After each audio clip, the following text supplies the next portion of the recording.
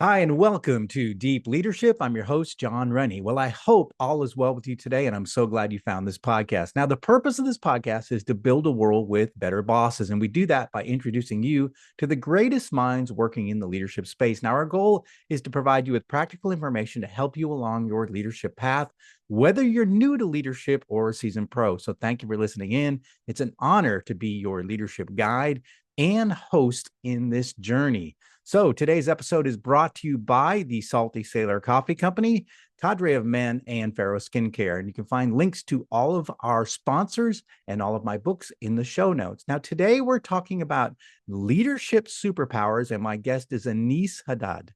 Aneace is an experienced and professionally certified executive coach and a McKinsey senior advisor. He helps leaders find their superpowers. In this episode, Aneace shares insights into how to discover your own superpowers and how those powers will change as we get older. Now, I love this discussion so much that I hired Aneace to be my leadership coach, and he's helping me to become an even better leader in 2025. Now, great leaders are always learning, and I know you'll get a lot out of this conversation. So, are you ready to dive in? Let's get started.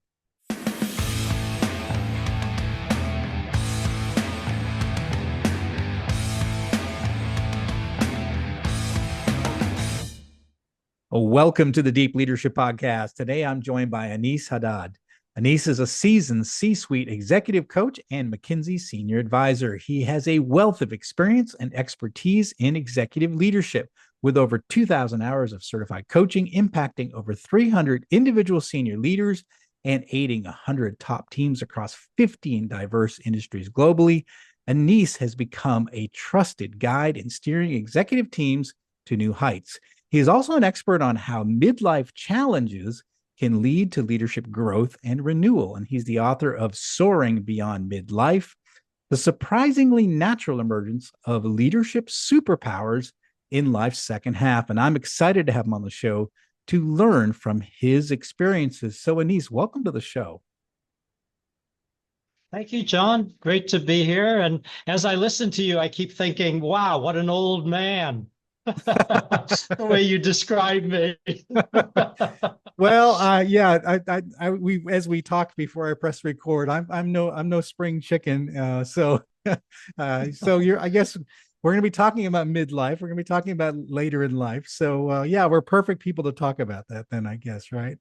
So so tell us a little bit. How did you go from being a leadership practitioner now into the executive coaching space? Why did you do it, and what really interested you to get into this field? That was the transition was pretty painful.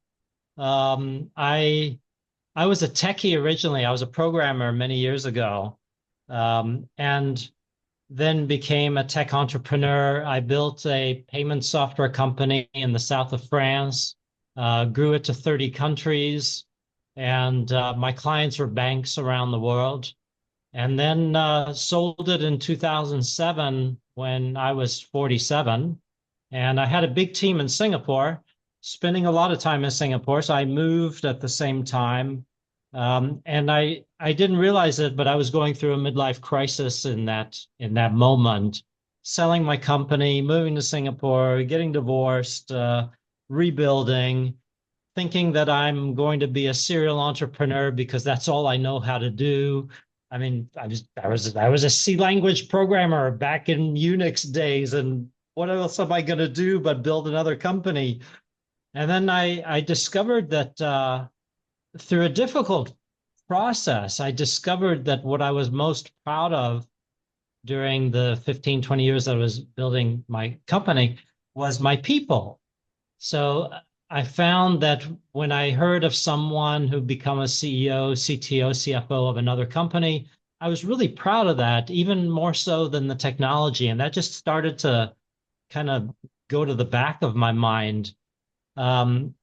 And that took me quickly into mentoring. And then from there, it moved into coaching, executive coaching. Then I became certified. And then by 50, I had pretty much made the transition, but it was painful. It was difficult. It was a shift in identity that was quite painful. You go from you go from being a tech CEO in a very niche market and speaking at conferences around the world and invited by bank boards to come in and talk about innovation. And then you become an executive coach, one of thousands or tens of thousands. It was quite a transformation to go through that. It's very interesting. And as we get to talking about the midlife challenges, I want to get into that a little bit more. But one of the things I wanted to highlight is, when I was going through your material, the fact that, you mentioned you're certified, but it's more than that. I mean, you're a professional certified coach through the International Coaching Federation, which is the most prestigious executive coaching body. And so not all, coaches are alike. And so you being a professional certified coach through the ICF, that's kind of special. So tell our listeners like what it takes to get to this level of certification. You are not your average executive coach.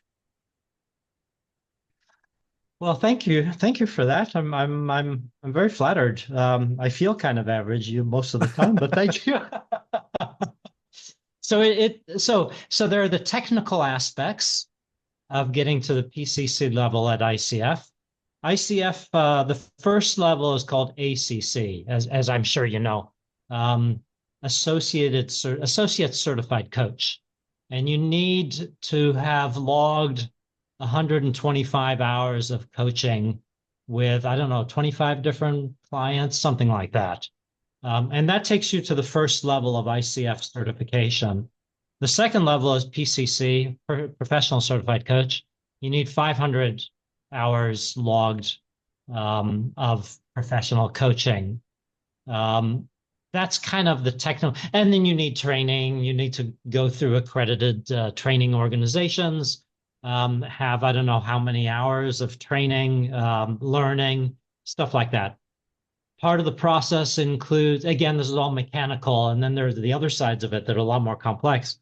Part of the process includes having a mentor coach that will listen into a recorded coaching conversation and critique it. So you go through a process of having several of these calls that you record, and then you have it critiqued by your mentor coach that kind of hones the capabilities. For me, I think what was most challenging in getting to that level was letting go of the expertise, the need to tell, the need to teach, the desire, the lust to be able to give advice and and teach. And then when people say, "Tell me what would you do in my position? You've run a board before, you've done this before. What would you do?" And there's an intense desire to just go there and just talk about some anecdote from the past or something. And it takes a lot of well, part of it is training, but a big part of it is practice to let go of that desire, and especially to discover new sources of value inside yourself that are no longer the value that was linked to that experience and expertise from the past. And it's a challenging transition, because that when we spend decades building up stuff and we have all that experience, it feels extremely valuable. So digging deeper and finding, well, what is value beyond that has nothing to do with that, and that just has to do with your presence and the way you're listening and the questions you're asking. It's a challenging transformation. It's interesting you Keeps say you that on your toes. Yeah, it's interesting you say that, because I think for many of us, I know for me, up until recently, I thought mentoring and coaching were the same. And what I've learned is that coaching is completely different. And I don't know, maybe you touch a little bit on the difference between a coach and a mentor, because I think some people think they're the same. And they're, as you said, you have the ability to be a mentor. But being a coach is something different. You're on an equal playing field with your client, right? And you're helping them discover to find solutions to their own problems versus giving them advice. Is that some of the differences between the two? Yeah. Yeah. A mentor is somebody that you choose that has um, that knows the path, that knows the environment you're in, the company that you're in, the industry. Um, a coach doesn't necessarily know that industry.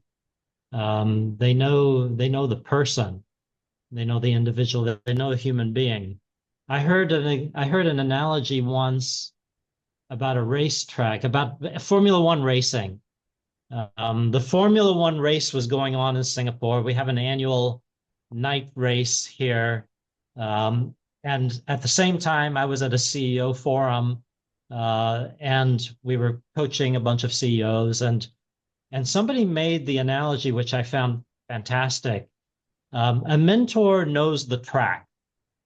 They know where all the turns are. They know how fast you go to get around turns and things. They know the track really well. A consultant knows the car. They know the engine. They know the tire pressures, all the little details. A coach knows the driver or drivers. So it's kind of I like that kind of analogy there. Um, a mentor will tell you, be careful the direction you're going in right here. This is what I saw in this company. This is what's going to happen. There's a lot more advice that can come up in it.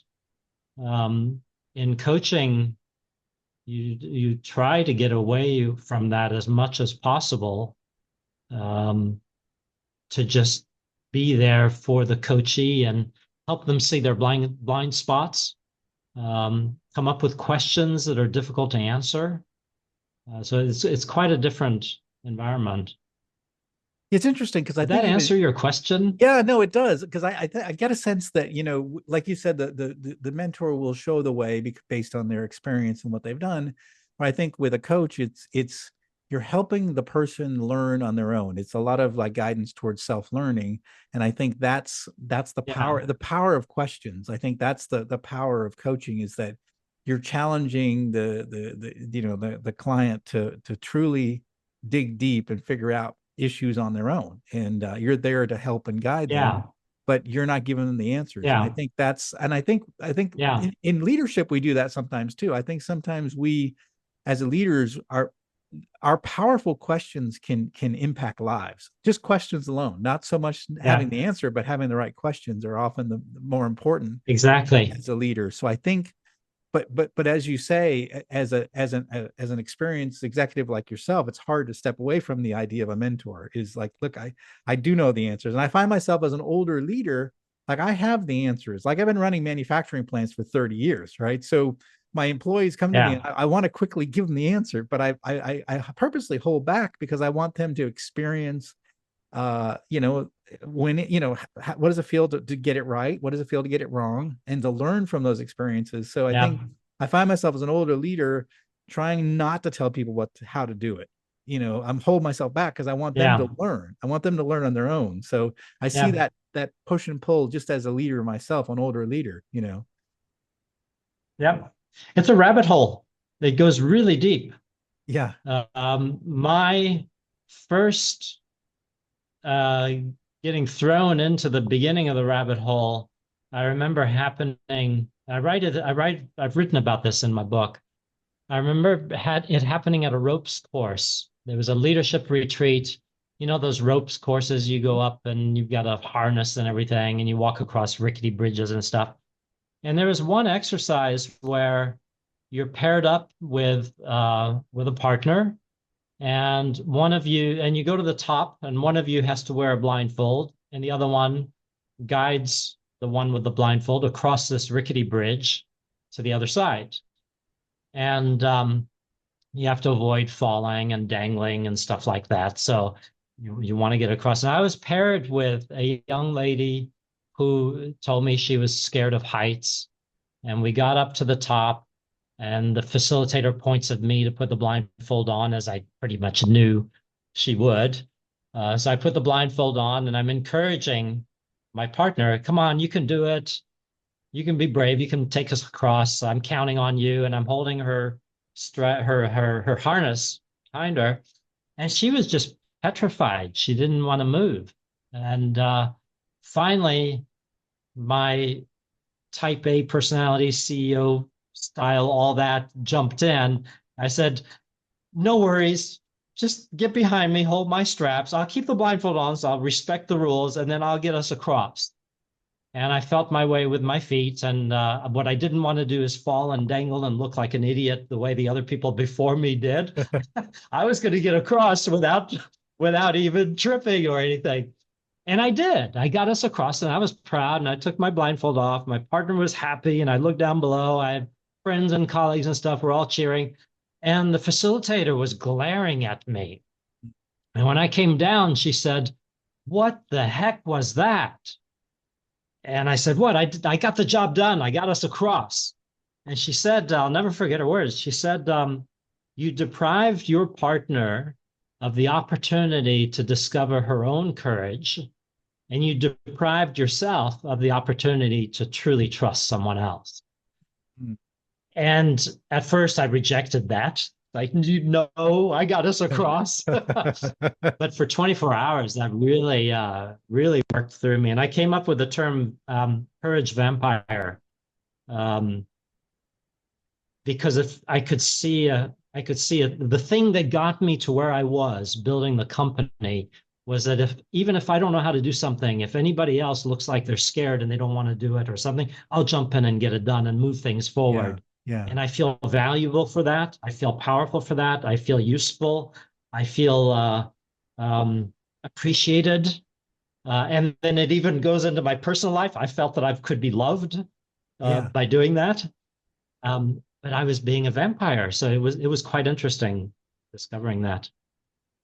That is a great analogy. And I think that, and again, like you, as a seasoned CEO, I'm quick to jump into things. And so I always have to hold myself back. And like, cause I'm thinking, cause I have a lot of young employees, and like they're in their late 20s, early 30s. And I really want them to learn these things. And, I had the opportunities to learn them when I was that age, and I don't want to. So I find myself just holding back and just like, I have the answer, but I'm not going to tell you type of thing, So I love that.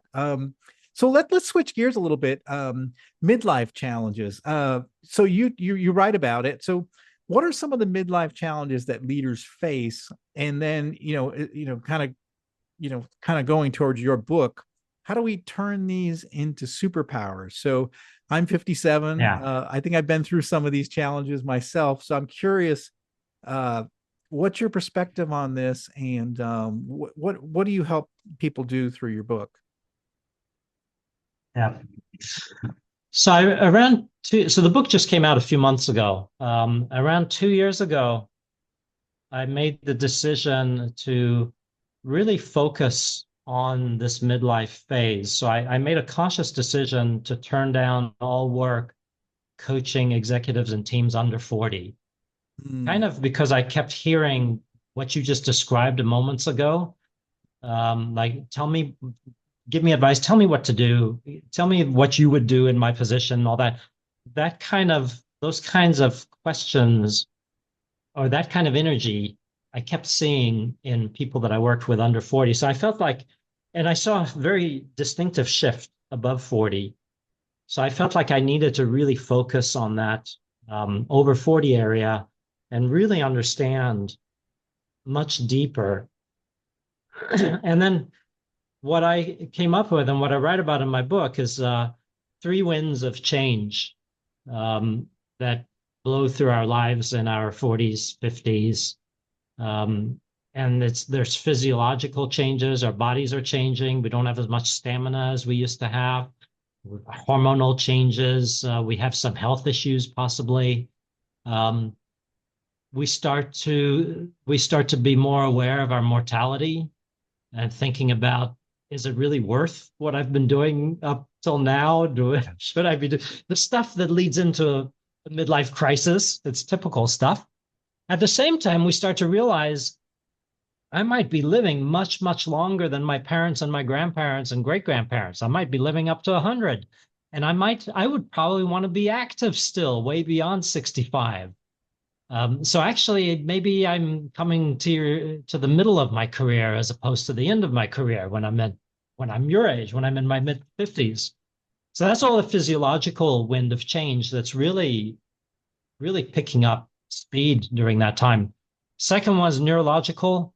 I loved doing the research on that. Things like our prefrontal cortex is slowing down, so we forget where we put our car keys. We might start to forget the content of a particular cell on a spreadsheet. And that happens while we're presenting to the board and we're going, oh my God, what was that? What was that cell? I knew it yesterday. Yeah. That stuff, that's the prefrontal cortex that's slowing down. That's happening not so much in our 40s, but 50s, it starts to get up there. That we have little lapses of it. But at the same time, our two hemispheres are speaking to each other more. And it might be a compensatory thing to compensate for our prefrontal cortex slowing down. But that means that we can connect the dots more easily. We see patterns more easily than we did when we were younger. Where you started earlier on questions, we're more comfortable sitting with a question unanswered for a period of time than we were younger. It's a slight gradual shift. But when we're younger, we want to close off that question. We need to have the answer. And that's what got us into what we were doing, is because we had great answers for lots of stuff. So that moves us up in the organization. And then with age, it's like we can sit with that paradox, ambiguity. We can look at things like work-life balance. That statement I hear more from younger people. Older people, they go, yeah, we can have both. There's more. That's a gradual thing, obviously. It's not like binary. Right. But you can sit with that question and say, what would it be like if I had the type of work I really love and a life that I really love? You can sit with those very difficult, paradoxical questions. So that's all. Oh, another one on the neurological wind of change. A fascinating one is our cognitive empathy goes down. So our ability to understand other people intellectually goes down, but our emotional empathy either stays the same or starts to increase. So we get into these situations where we go, God, I don't understand a thing of what you just said or what you're struggling with, but I get you. Interesting. And it's a powerful thing, because then we can sit in a room with a bunch of people that we disagree with intellectually, who have different views on how we need to do something. And we can sit with that and we can let these views go around until we find, as a group, the way we want to move forward. We're more comfortable with that because of those kinds of changes in our brain. If we lean into it and we allow it to if we allow the wind to blow. See, in a way, I think what you're saying is that now we're becoming a different person. We're the same. We have all those experiences in our life, but there are things happening in our life that change who we are. And we sort of, I've definitely seen it in my life where, I was a hard charger, senior vice president, general manager, running businesses, hard, all about results. And now I feel in my life, I'm all about giving back. I mean, I still run my company, but this podcast, the books I write, I have a lot of young people that work for me, and I feel like my job is to help the next generation. And I'm not so much worried about my own personal career anymore. I'm more about like trying to help others, and like I've achieved a lot of the things in my life. So I'm a little more laid back when it comes to.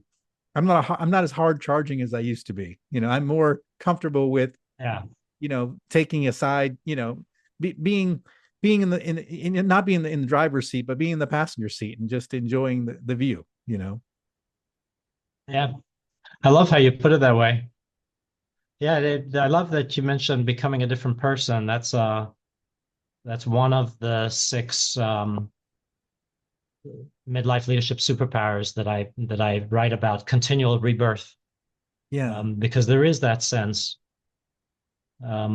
And I love the analogy of being in the passenger seat, letting someone else drive and joyfully accompanying them on their journey. Yeah. Like I just named one of my. So I have an employee that's been with me for so long at 2 different companies, and she started as an intern, like a college intern, and now she became my COO. And I've been just enjoying watching her journey and growth and who she's becoming, and she'll take over the company someday, and I just love that. And I'm enjoying seeing her grow from, just a wide-eyed college intern to like running, like she has all the answers. She's the hard charger. She's getting things done. And to me, I have a lot of joy in that. And I don't necessarily have any threats Yeah, to, I just enjoy seeing her develop and change and grow into the role. And I'm there to support her and make sure yeah, she's successful. And so I find that, and I think it's because of my age, it's because of my experience, that I'm not worried about it. I love it, actually. yeah, Yeah. yeah. I resonate 100%. Like as you were talking, there are faces that popped up in my head. Yeah. Um, no, definitely, definitely. So when you're coaching these different executives, you're C-suite people, what are some of the challenges that they're facing? What are the things when they say I need to hire a coach? Is it a wide variety, or there's some that you see more often than others? So around 3/4 of my work is with C-suite teams.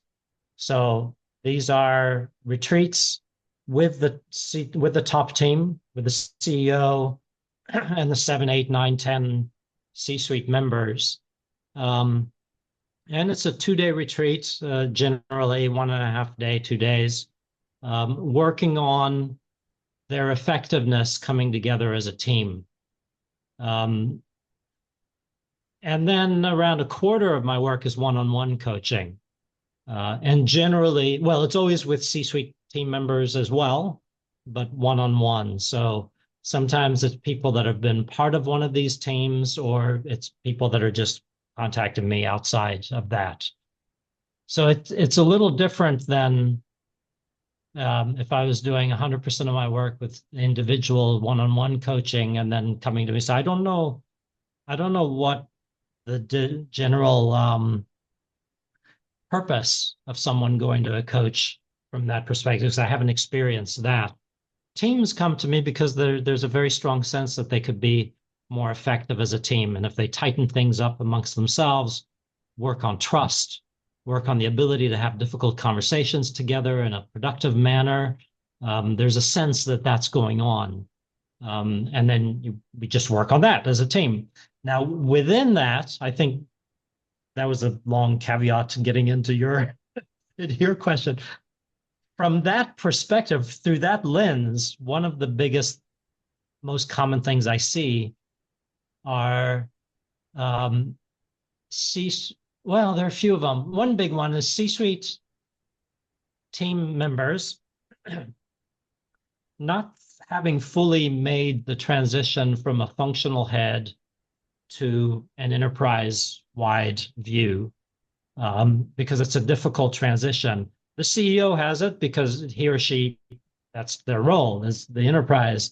The CFO often has it, but they'll be a little bit more focused on numbers and stuff. um, that's kind of it. Chief operating officer, they might have a more enterprise level view, but the functional heads, engineering, technology, marketing, managing the branches, whatever, often they still feel a lot of loyalty to that Yeah. particular function because that's what they grew up in and that's what they're experts in. And there's a process of needing to let go and say, okay, what value do I bring beyond that? So you have situations where people don't speak up unless it's in their area. Um, they feel they don't have anything to offer the rest of the team if it's not. So the CTO won't talk when it's something about marketing, for example, or brand change. Um, so that transition is a common one. How do I how do I get to the point where I do have something? I do recognize that I have value in commenting about these other areas. I'm not an expert in, and I don't need to become an expert in them to Mm. have this value. That's a transition. Another one that's really universal is empowerment.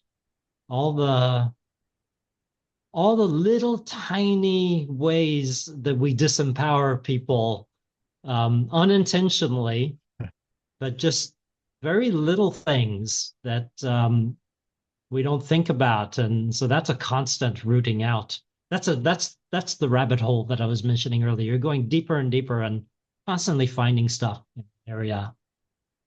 I love that. One of the things you mentioned, and I found that to be the case in my career as well, is that sometimes you get on a management team, and it's a management team in name only, like it's called the team, but you're not really a team because Yeah, you're the head of something, and you're brought together, and we focus so much work on building our teams within the organization, and we don't do enough to build our teams at the executive level, and so you end up having a yeah, group of almost rivals in some cases, or like I was explaining yeah, to one of my college classes a couple weeks ago is I was in this one of these organizations where you have all these vice president general managers, right? Like I was, like a line manager, and then you had your staff managers, you had your accounting and your marketing and your strategic guy, and we were the the VP GMs were the sharks, and we were very competitive, and we were always trying to outdo each other, and the staff guys were just their experts in their niches, and so we yeah. never were. It didn't feel like it. Sometimes we were in some business I was in, we actually got to where we were a team, but a lot of times we weren't a team. We were a bunch of sharks swimming around in the same pool. I think it's the best way to describe it. We weren't a Yeah. team. So yeah. Yeah, I love the way you describe that because it's very visual. It's usually described much less emotionally as just a group of individuals as Yeah. opposed to a real team. But yeah, a Right. group of Right. sharks swimming around in the same pool. It's a small pool with a bunch of sharks. That's what it was. And I have this natural, because of my early career. I was a submarine officer, so in my on a submarine, you all have to work together towards a common mission. So I always try to build alliances and allegiance with my peers, and so I built a lot of alliances with the other sharks, and I actually write about it in my book, like building, like start building some groups of sharks that work together, and so just Yeah, building those alliances and allegiance, and saying, hey, I'm not a threat to you, but if we work together, we could be more successful. And I found a lot of success in my career collaborating with the other sharks, and so I think that and even that was outside of, like, it wasn't being directed by top management. It was just me saying, look, the only way we're going to be successful is when we work together, versus competing or fighting for resources and what have you. Yeah. But I think you're right. that was Building a probably team. my biggest. Yeah. Sorry, I that was was gonna say probably building a you're team, describing. Yeah, yeah, is a challenge for sure. Go ahead. that was probably my biggest failure as a CEO. That I failed at that with the sharks. I call them. I haven't called them a shark before. It's a rainmakers, Oh, right. but kind of very much similar. Um, and I didn't know how to deal with rainmakers who had much more ambition than their current role Mm. and were acting as sharks with amongst the others that could be potentially rainmakers. And it got to the point where it was toxic, and I never fixed it. And that stayed with me after I sold the company, wondering what could I have done better on that. Now I understand what you're describing, but at the time I didn't. So I think that's very valuable, sharing that kind of experience. Yeah, yeah, absolutely. Well, I think what you're doing is really important. Taking executive teams and actually making them a team is one of the things I really see as problematic in my corporate days. I certainly saw it as problematic, and we, like I said, I saw mixed success in that area. Sometimes we were, sometimes we weren't. It depended on where I was in different organizations. But this has been a fantastic conversation. You've given us a lot to really think about. What final message would you like to leave with our listeners?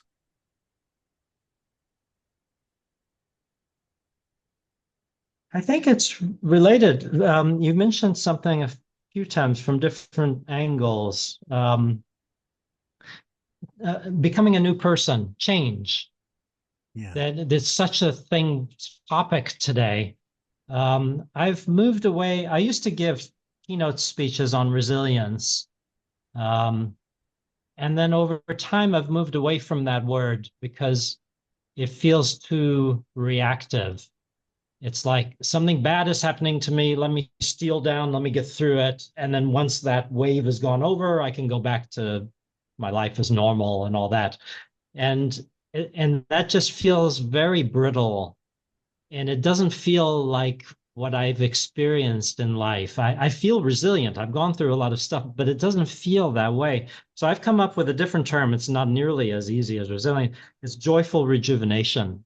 Hmm. Um, and and very much like you described, becoming a new person. It's like we're constantly becoming new people.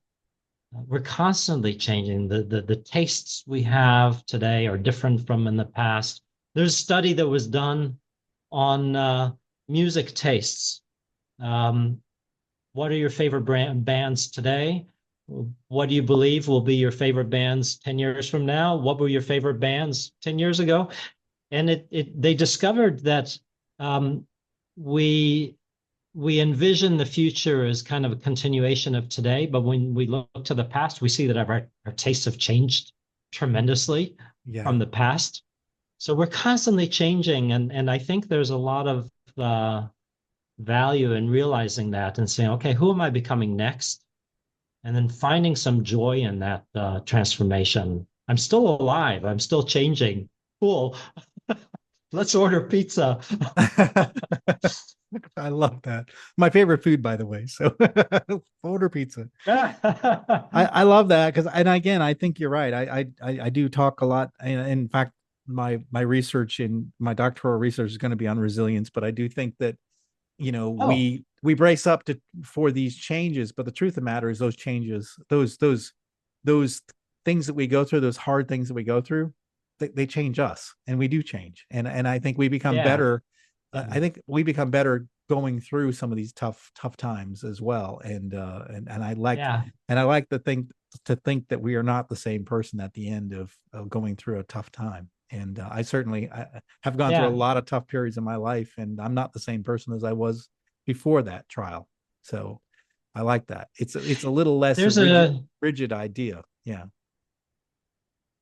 there's research. I'm sure you know this better than me, and maybe even my research is wrong. But what is it? The Hartford in the U.S. There was research on resilience, and they found that resilience scores increase in midlife. So our resilience score at 50 is higher than it was in 40s, and the resilience score at 60s is higher than the 50s. It's kind of an automatic increase in resilience simply by being alive and going through change and stuff. Have you seen that? I have not, but that would be interesting for the research I'm doing because I'm actually looking at startup companies through the pandemic and ones that did well and ones that Yeah. didn't. So and because I actually lived through that myself too, so I'm curious to know the science behind it, and so it'll be interesting because I was an older CEO, so I wonder if that helped.